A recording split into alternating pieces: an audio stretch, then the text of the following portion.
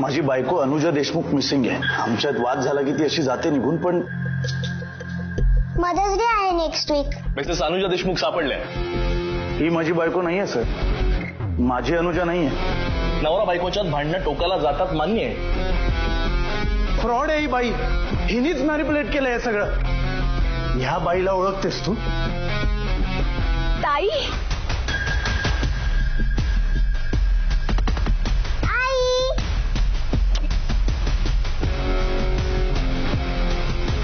तुझं हे जे नाटक आहे ना ते लवकरच उघडं पडणार आहे.